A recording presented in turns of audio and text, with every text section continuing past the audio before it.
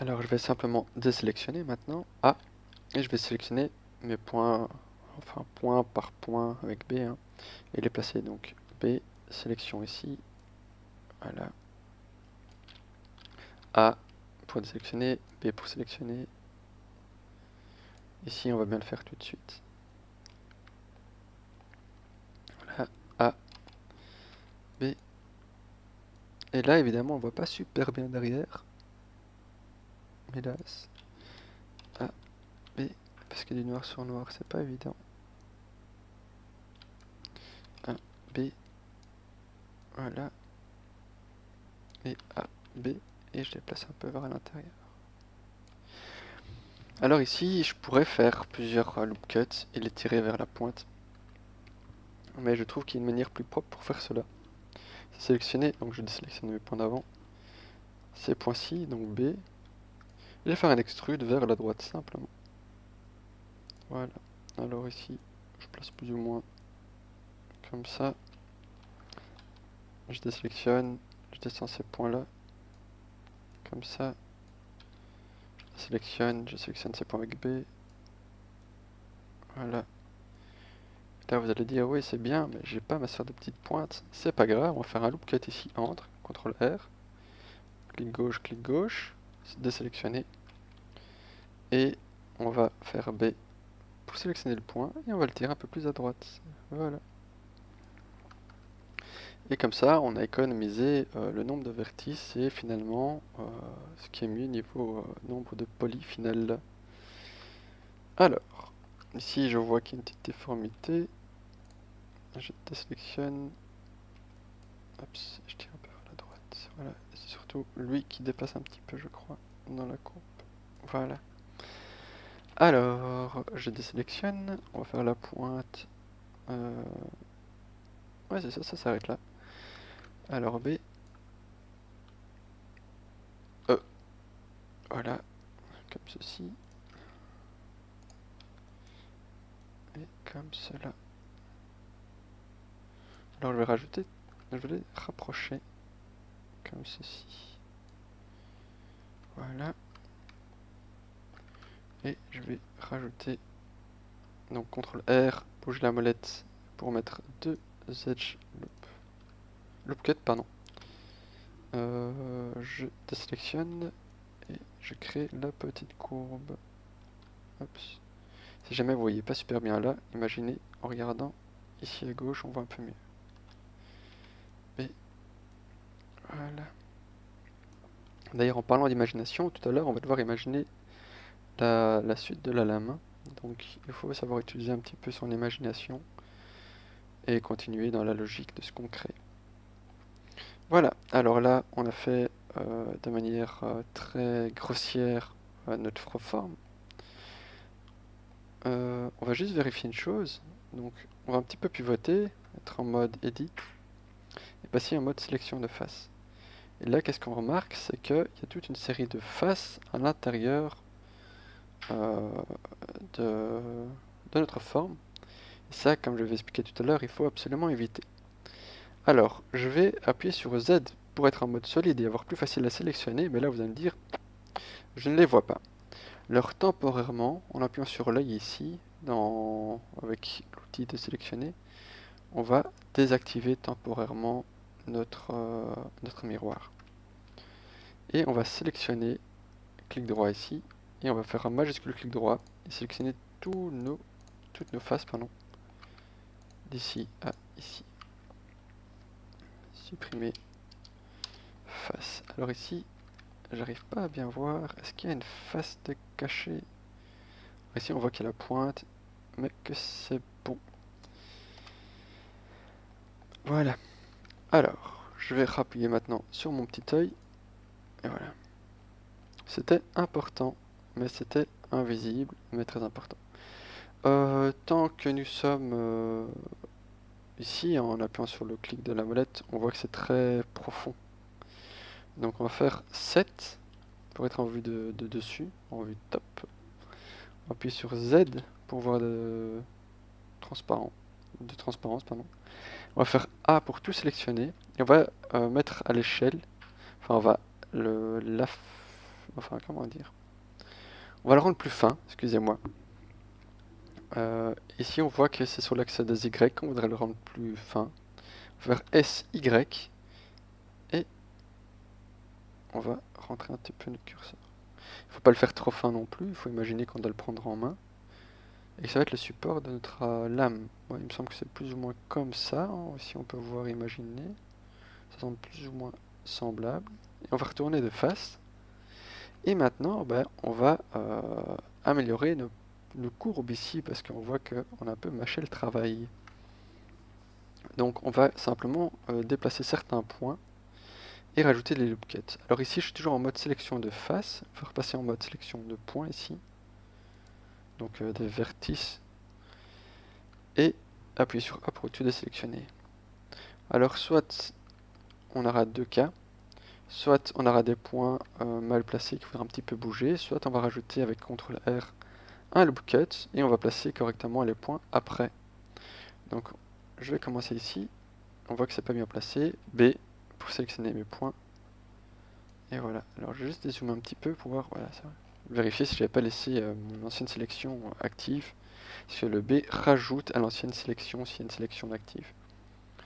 Alors ici on voit que c'est un peu déformé, CTRL R, voilà, je sélectionne A et je sélectionne avec B, voilà, A, B, voilà. Alors on va faire comme ceci, CTRL R. Alors ici, juste pour donner un petit effet de courbe, je fais CTRL R et le D donne juste un tout petit peu de levé pour donner un fin un peu courbé, comme ceci. Alors on va faire CTRL R ici. On va un petit peu déplacer pour la courbe là, et puis A, B, et on sélectionne. Au pire, on peut toujours en rajouter plus tard si on voit que c'est pas suffisant. CTRL R, tac, je déplace comme ceci. Là, CTRL R aussi, et je le descends légèrement l'ensemble. Alors le fait de mélanger, enfin de descendre l'ensemble de ce que j'ai rajouté, ça me fait un effet un peu courbe à l'intérieur et à l'extérieur. Voilà. Et là on peut voir que c'est pas suffisant à l'extérieur, donc je désélectionne, je sélectionne ici avec B et je tire un peu plus. Voilà. Ah. Voilà. Là c'est bon en fait. CTRL R, je descends tout ce que j'ai créé. Voilà. CTRL R, je descends un peu tout. Voilà. CTRL R. Alors je vais un peu déplacer ici vers la gauche avant. Clic gauche maintenant pour valider l'endroit. Je désélectionne, je sélectionne ici. Voilà. Et on va un peu travailler cette courbe. Je désélectionne. Et ici aussi, la petite courbe à respecter. CTRL R ici. Voilà. Alors ici, je désélectionne, je rentre vers l'intérieur. Je désélectionne. Ici, on peut voir que je dois un petit peu bouger ce petit point. Voilà. Ah, ici, je rentre un petit peu parce que ça faisait une sorte de petite pointe. Voilà. CTRL R. Ici, je vois qu'il y a vraiment une courbe à gérer. Je vais en mettre 3. Donc, je bouge la molette pour en avoir 3. Clic, clic. A. Et je bouge mes points. Voilà. A, B. A, B.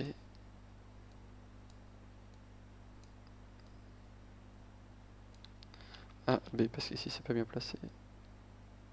Voilà. CTRL R ici. A, B.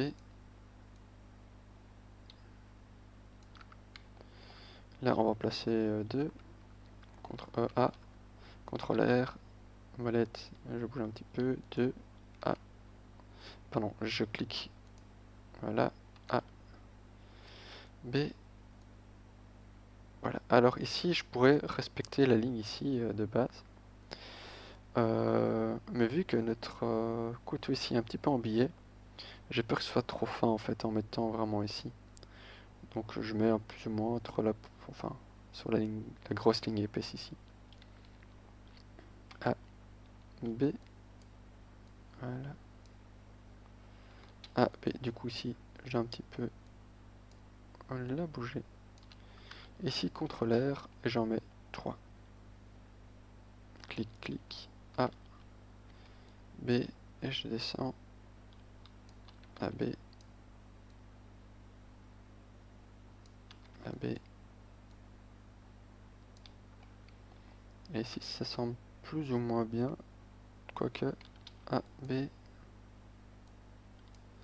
A, B, voilà, voilà, voilà, voilà, B. CTRL R, je monte un petit peu, A, B. Vous devenez, à mon avis, vous devenez fou à force d'entendre A, B, A, B, A, B. Voilà, encore un petit peu, CTRL R, je monte, A, B, et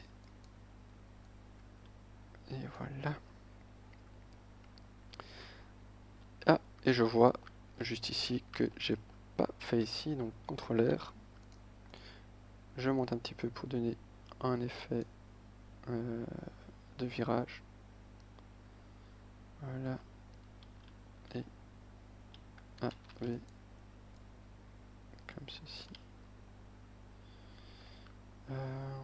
Est-ce que c'est bien? Eh ben, on va voir. Donc, premier réflexe à faire, on va faire File ou CTRL S directement. File, Save As pour choisir un nom. Moi, je vais juste l'enregistrer comme ceci. Chez moi, dans le bureau, excusez-moi, et dans le dossier de travail que je vous ai fourni. Et là, je vais le nommer Shadow. Voilà. Quoique, juste l'appeler DAG, comme les DAG. Je sais qu'il faut. C'est pas l'écriture française, c'est Daggers abrégé. Bref. Alors, Save as Blender File. Et voilà. Il faut toujours penser à enregistrer. Voilà. Alors, maintenant, j'appuie sur Z. On voit que notre forme est plus ou moins faite, mais que c'est assez... ben, on voit bien les pointes, etc. Et là, tout à l'heure, je vous avais dit qu'il y avait un outil qui permettait de simuler les points entre les points. Donc, en fait, c'est dans Add Modifier. Donc, on est toujours ici. Add Modifier, et ça s'appelle le Subdivision Surface, pardon. On va cliquer dessus. Et on voit qu'il s'est passé quelque chose. Nous, on va passer le View à 2 pour le moment, et le Render à 3 pour le rendu final. Mais ça, voilà. Ça se voit pas maintenant. On voit qu'il nous a rajouté finalement des points, parce qu'on voit que ça s'est un peu courbé partout. Seulement, nous, on voudrait qu'ici ce soit lisse, et que là, ce soit pas aussi rond. Donc en fait, la solution à ce problème, c'est rajouter des loop cuts. Donc on va faire CTRL R, et ici, on voit que ça va de là jusque ici. Hein. Donc CTRL R, je clique, et je vais le monter vers le haut.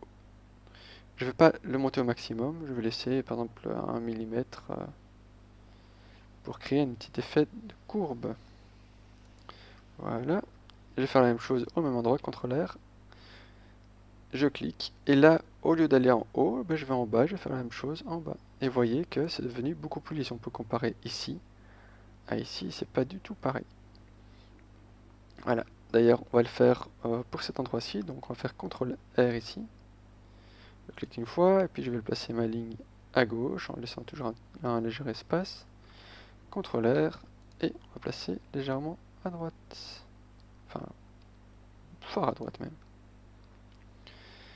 Alors, on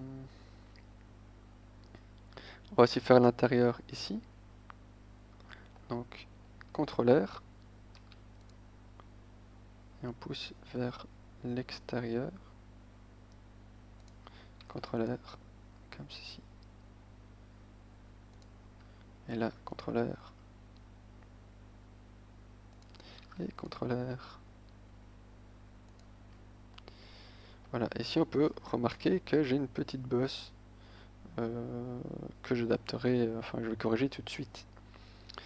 On va continuer juste avec New Loop Cut. Alors ici on voit que c'est tout lisse, c'est là que c'est différent. Donc ici, contrôleur, voilà, et contrôleur, comme ceci.